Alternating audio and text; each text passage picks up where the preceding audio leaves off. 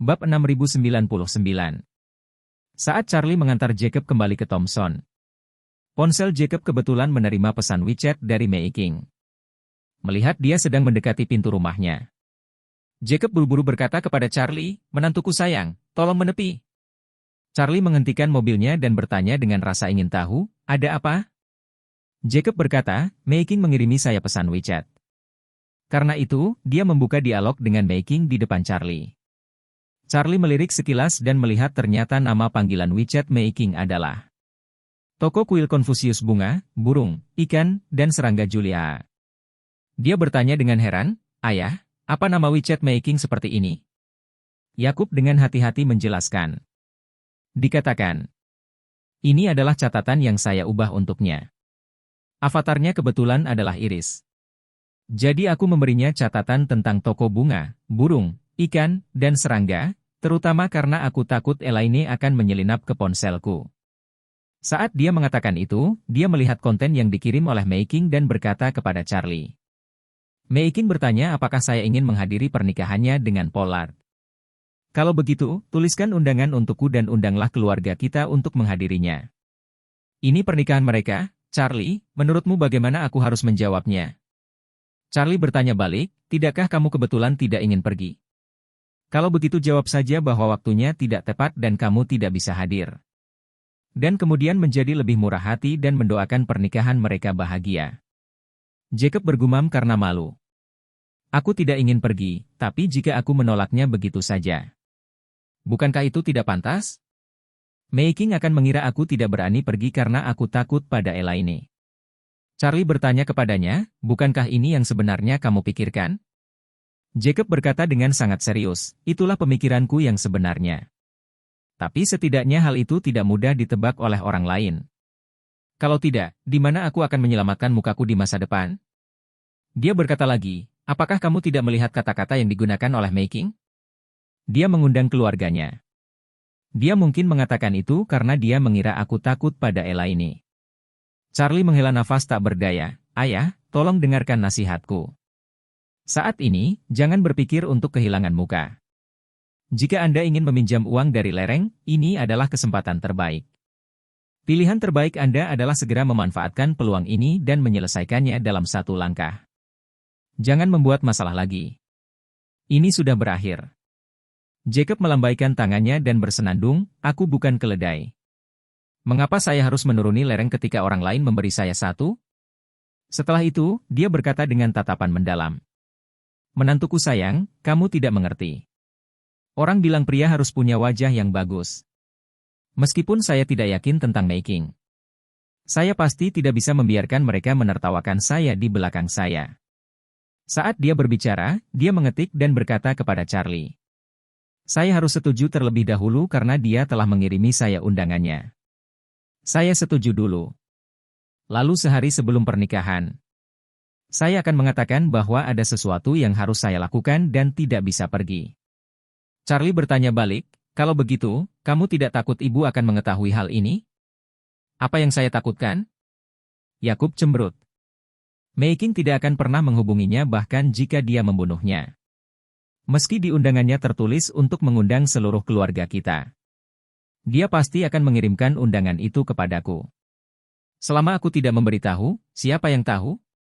Charlie menggelengkan kepalanya dan berkata, "Ayah, sebaiknya aku menyarankanmu untuk lebih berhati-hati."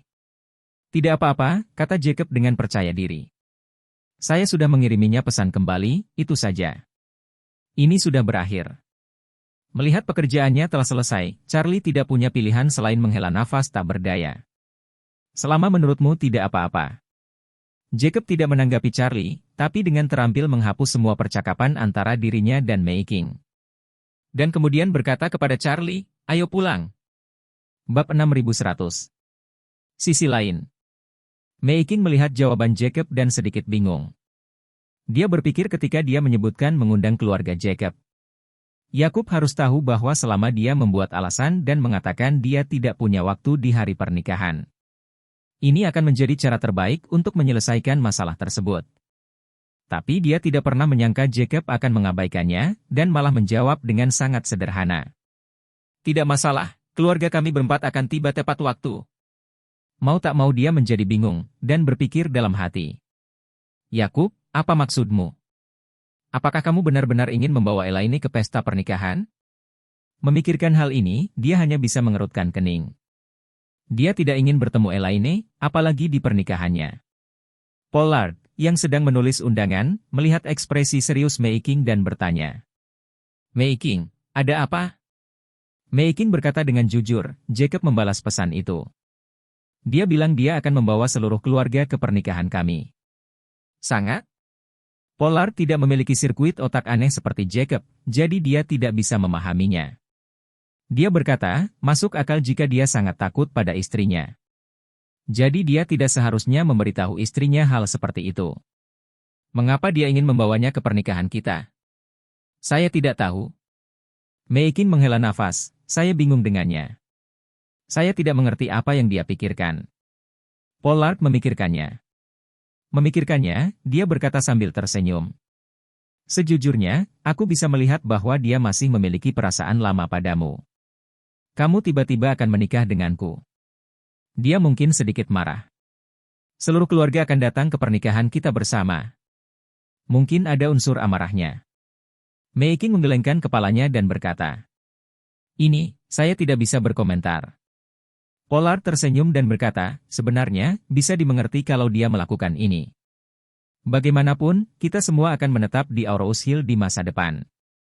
Mengenai masalahmu, dia tidak selalu bisa menyembunyikannya dari Elaine.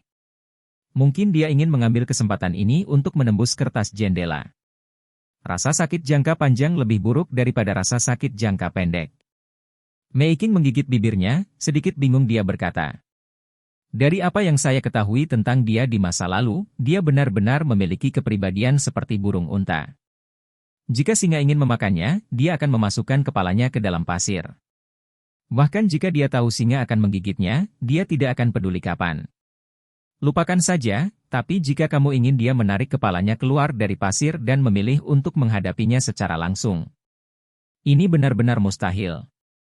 Setelah mengatakan itu, Mei Qing menambahkan, menurut gaya perilakunya sebelumnya. Dia tidak akan pernah mengambil inisiatif untuk memberitahu Elaine tentang kepulanganku. Jika dia tidak tahu, berarti dia telah menghasilkan uang.